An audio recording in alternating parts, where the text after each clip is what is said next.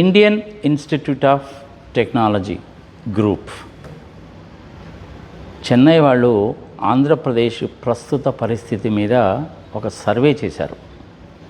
ఆ సర్వేస్కి సంబంధించిన విషయాల్ని ఇప్పుడు మనం చెప్పుకుందాం. వీళ్ళు ఒక 1.5 మంత్ పాటు 1.5 నెలల పాటు ఆంధ్రప్రదేశ్ అంతా తిరిగారు. 72,000 మందిని కాంటాక్ట్ చేశారు. 4 డివిజన్ల కింద దాన్ని మొత్తాన్ని డివైడ్ చేశారు. ఇంచుమించుగా 65 రకాలైనటువంటి ప్రశ్నల మీద ప్రజలలో సంతృప్తి, అసంతృప్తి, పర్వాలేదు, బాగుంది, ఓకే, మాకేమీ తెలియదు, ఇలాంటి విధంగా చెప్పారు.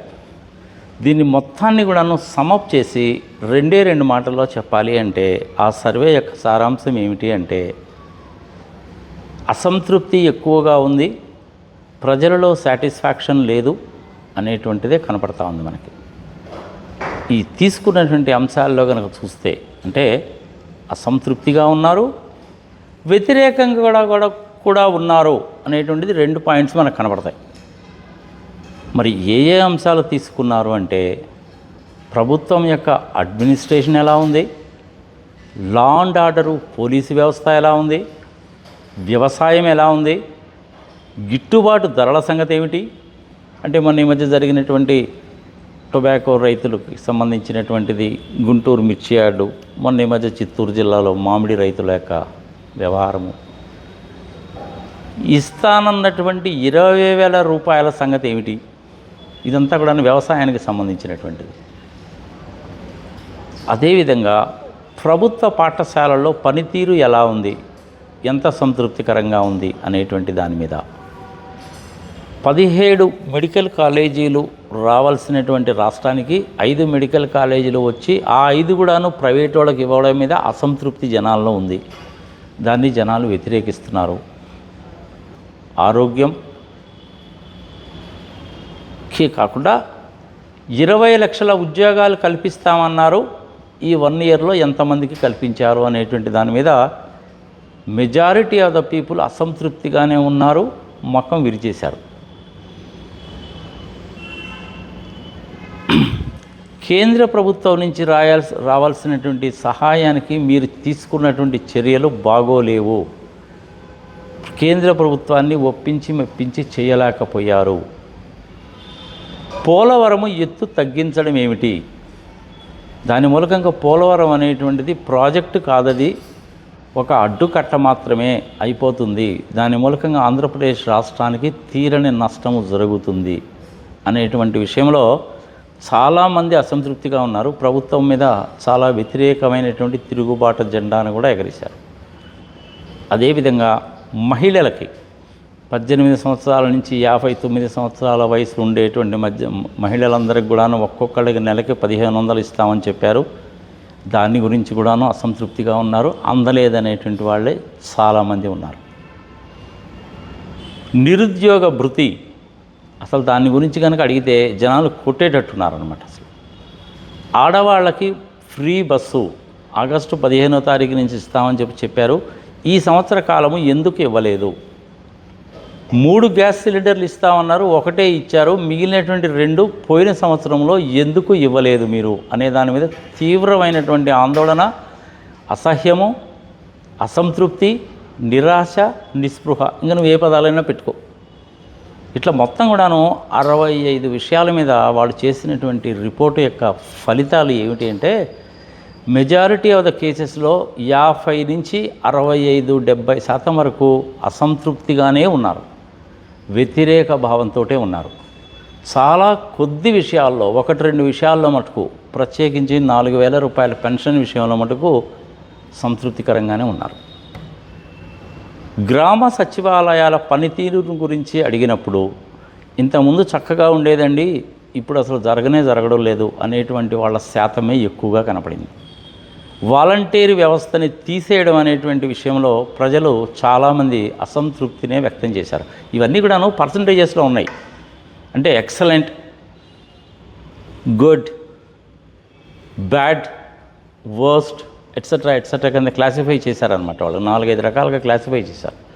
ఇక తర్వాత డిస్ట్రిక్ట్ వైజ్గా కూడా క్లాసిఫై చేశారు. గ్రామ సచివాలయాల పనితీరు గురించి అడిగినప్పుడు ఇంతకుముందు చక్కగా ఉండేదండి, ఇప్పుడు అసలు జరగడం లేదు అనేటువంటి వాళ్ళ శాతమే ఎక్కువగా కనపడింది. వాలంటీర్ వ్యవస్థని తీసేయడం అనేటువంటి విషయంలో ప్రజలు చాలామంది అసంతృప్తినే వ్యక్తం చేశారు. ఇవన్నీ కూడాను పర్సంటేజెస్లో ఉన్నాయి. అంటే excellent, good, bad, worst etcetera కింద క్లాసిఫై చేశారనమాట. వాళ్ళు 4-5 రకాలుగా క్లాసిఫై చేశారు. ఇక తర్వాత డిస్ట్రిక్ట్ వైజ్గా కూడా క్లాసిఫై చేశారు. ఎమ్మెల్యేల వైజ్గా కూడా క్లాసిఫై చేసుకుంటే 90 మంది ఎమ్మెల్యేల మీద అన్ని ప్రాంతాల్లో కూడాను ప్రజలలో అసంతృప్తి మాత్రమే కనపడింది, వ్యతిరేకత అనేటువంటిది కనపడింది. ఈ రిపోర్ట్ యొక్క అల్టిమేట్ సారాంశం అది. అదంతా కూడా పర్సంటేజెస్లో చెప్పారు, చాలా డీటెయిల్గానే ఇచ్చారు రిపోర్ట్. ఇది ఆంధ్రప్రదేశ్కి సంబంధించింది, తెలంగాణకి సంబంధించింది, ఒక పర్టికులర్ పార్టీకి సంబంధించినటువంటి సర్వే కాదు. Indian institute of technology group వాళ్ళు చేసినటువంటి సర్వే. వాళ్ళు చాలా నిష్పక్షపాతంగానే చేస్తారు, చాలా ఇంటెలిజెంట్గానే చేస్తారు. 65 రకాలైనటువంటి ప్రశ్నల్ని సంధించి రాష్ట్రం అంతా తిరిగి 72,000 శాంపుల్స్ని తీసుకొని చేసినటువంటి సర్వే. రైట్. నార్మల్గా ప్రజలు ఎవరైనా కానీ, మీరు కూడా టీవీ ఛానల్స్లో వస్తూ ఉంటారు, దేశం అంతా తిరుగుతూ ఉంటారు కదండి, మరి మీ అభిప్రాయం ఏంటి అని అడిగినటువంటి వాళ్ళు కూడా కొంతమంది ఉన్నారు.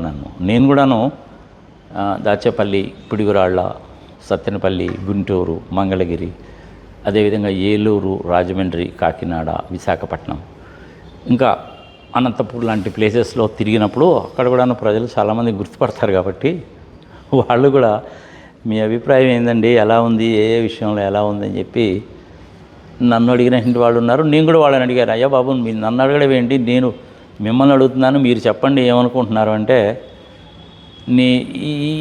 ఇందనక నేను పైన చెప్పిన విషయాల గురించే నేను అడిగినప్పుడు, ఇది మరీ చాలా దారుణం అండి, అసలు 17 మెడికల్ కాలేజీలు ఇస్తే నాకు వద్దు పొమ్మడం ఏందండి, నారాయణ గారికి మేలు చేకూర్చడానికి చేసినట్టే ఉంది, కానీ ఇంక దేనికోసం లేదు సార్. దీని మూలకంగా ఇంచుమించుగా 700 మెడికల్ సీట్లు పోయాయి కదండి మనకి, ఏం పని సార్ ఇది, దిక్కుమాలి పని అన్నారు.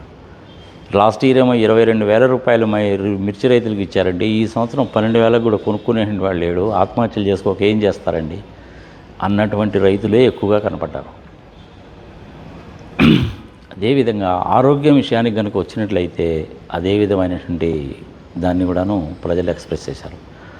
ఇంతకుముందు జగన్మోహన్ రెడ్డి గారు ఉన్నప్పుడు పిల్లలకి 8, 9, 10 చదువుకునే పిల్లలకి ట్యాబ్లు ఇచ్చారు, డిజిటల్ బోర్డ్స్ పెట్టారు, పుస్తకాలు ఇచ్చారు, షూస్ ఇచ్చారు, బట్టలు ఇచ్చారు, అన్నీ ఇచ్చారండి.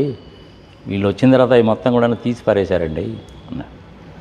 జగన్మోహన్ రెడ్డికి ఒక్క విద్యార్థికి, ఒక్క పిల్లవాడికి ఇస్తానంటే ఈయన ఇంట్లో ఎంతమంది ఉంటుందో అంతమందికి ఇస్తానంటాడండి.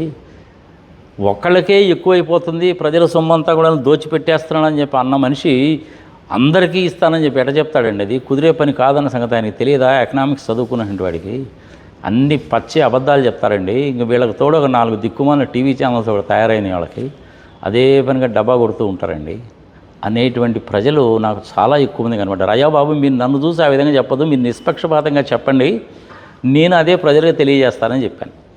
ఇదంతా కూడా నేను అంతకుముందు చేసినటువంటిది. నిన్న మొన్న వచ్చినటువంటి ఈ ఐఐటి రిపోర్ట్లో కూడాను ప్రజలు నిష్పక్షపాతంగా అదే చెప్పారు. ఇదిగో మీరు నిజం చెప్పడం లేదా, మీరు మీ మనసులో మాట చెప్పడం లేదంటే ఏం చెప్తాం సార్, చెప్పిన దగ్గర నుంచి అనవసరంగా గుర్తుపట్టి కేసులు పెడతారు సార్, 4 పోలీస్ స్టేషన్లో కేసులు పెడితే మేము పోలీస్ స్టేషన్ల చుట్టూ మేమే ఆడ తిరగాలి సార్, మీకేం సార్ హైదరాబాద్లో కూర్చొని బాగానే అడుగుతారు, బాగానే కబుర్లు చెప్తారు అని చెప్పినటువంటి వాళ్ళు కూడా ఉన్నారు.